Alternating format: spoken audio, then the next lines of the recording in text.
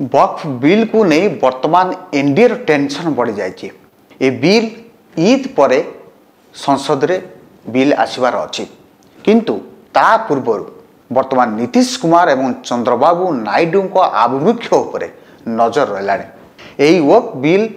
गत वर्ष अगस्त 2024 रे प्रथम थर पर बिल को उपस्थापन करा एवं परे विरोधी विरोध एवं टीडीपी विरोध करने पर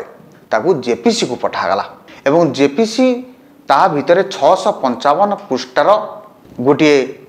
विस्तृत विवरणी प्रस्तुत कला एवं ताकू जनवरी मासरे 2025 रे मुहर मरागला एवं जहाँ आलोचना होची सेतरे 14 रे संशोधन करा जायछि जेपीसी जो बैठक रे। तेणु किंतु एबे वर्तमान all India Muslim personal law board वर्तमान तांकर डाकरा रे गतकाली पाटना रे मध्य गोटे विरोध प्रदर्शन करा एवं आज ठारू विजयवाड़ा रे आंध्र प्रदेश रे मध्य गोटे विरोध प्रदर्शन करा जिवो। किंतु गतकाली रमजान पढ़िबा समय रे काली आंध्र प्रदेश रे गोटे कला पट्टी बांधिकी काली मुस्लिम रो सबु नेता माने काली ए बिल को विरोध करचंती। ए वक्फ बिल को एते जोर विरोध करचंती जा फल रे चंद्रबाबू नायडू मते वार्ता देबाकू गोटे बाध्य हले एवं चंद्रबाबू नायडू कहले आमे केबे भी वक्फ संपत्ति उपरे आमे आंच आनिबा को देबो नाही। आमे से बोर्ड रो आदेश को रद्द करिचु। आमे मुस्लिम भाई मानकर तांकर धार्मिक आस्था को आमे बंचे रखिमु तांकर धर्म को सम्मान जणैबु एवं केबे भी ए बिल माध्यम रे मुस्लिम रो गरीब भाई भौणी जेमिति हैरान न होबे आमे ता उपरे कार्य करिबु। ए कथा चंद्रबाबू नायडू कहला परे वर्तमान देश रे चर्चा होउची जदि संसद रे ईद परे ए बिल आसे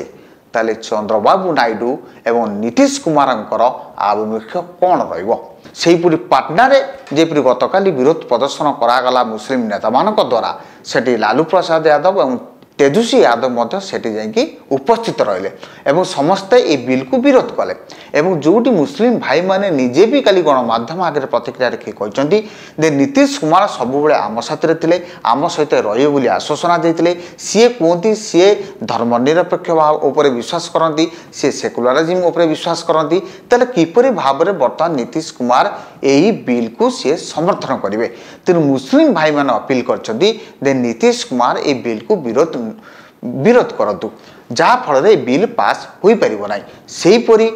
असदुद्दीन ओवैसी जे एआईएमएम अच्छी अध्यक्ष सी बिल को विरोध कर मोदी ए बिल माध्यम आमको आम उपर गुली मारुंच आम मुस्लिम भाई मान को निर्यातना दौरान यहीपरि भाव में काली असदुद्दीन ओवैसी प्रतिक्रिया कहते। सेहीपरि वर्तमान कथा पड़ी दे कहीं चंद्रबाबू नायडू विशेषकर बेसी बर्तमान टेंशन अच्छा कारण चंद्रबाबू नायडू आंध्र प्रदेश रे राज्य राजनीति पर मुस्लिम भोटर आवश्यकता बहुत अच्छी कारण मुस्लिम भोटर 100% रु सी 72% भोट पाँच सी आज सरकार अच्छा तेणु सी चाहूना दे मुस्लिम विरोध में जावाई आपण ये गोटे वक्फ बिल कथा नुहे बीजेपी केतोटी तार प्रोपागेंडा तांकर केतोटी राजनीतिक एजेंडा पाई बर्तमान चंद्रबाबू नायडू आंध्र प्रदेश में मुस्लिम विरोध होगा जाऊँच। प्रथम कथा है दे बीजेपी बर्तमान जनसंख्या नियंत्रण उपरे तार गुरुत्व दूसरी किंतु सेठी टीडीपी कहते मुख्यमंत्री चंद्रबाबू नायडू आंध्र प्रदेश कहते आपण मैंने पिला जन्म दिंतु जनसंख्या को बढ़ातु ये एक द्वितीय है वक्फ बिल उपरे बर्तमान बीजेपी कहती पास करने चंद्रबाबू नायडू कहते वक्फ संपत्ति उपरे आमे आँच आने को देवु ना। ताले चंद्रबाबू नायडू बर्तमान जेपरि भाव में बर्तमान बीजेपी नीति को गोटे उपरे गोटे विरोध कर एमके स्टालिन बर्तमान जो डिलिमिटेशन उपरे दक्षिण भारत जेतिक राज्य तांकु सब एकाठी करछंती ता फल भी चंद्रबाबू नायडू बर्तमान तांको सहित मिसिବାକୁ बाध्य नले एकुटिया पड़े से गोटे समस्या। यहीपरि भाव में बर्तमान चंद्रबाबू नायडू बर्तमान भारतीय जनता पार्टी नीति को बर्तमान सी सहजरे हजम कर पारना जहाँ फल এই বিଲ୍ को बर्तमान देशवासी नजर रखिंट एवं संसद में चंद्रबाबू नायडूंकर कौन आभिमुख्य रहिबो एवं नीतीश कुमार सी भोट मुस्लिम भोट पाँच बिहार में मुस्लिम भोट नीतीश कुमार पाखक जाए जदि नीतीश कुमार ए बिल को समर्थन करती ताले निश्चित भाव में सी भी राज्य राजनीति में निश्चित भाव में सी असुविधा पड़ पारती तेणु एनडीए जितेन्द्र राम मांझी तांकर मुस्लिम भोट अच्छी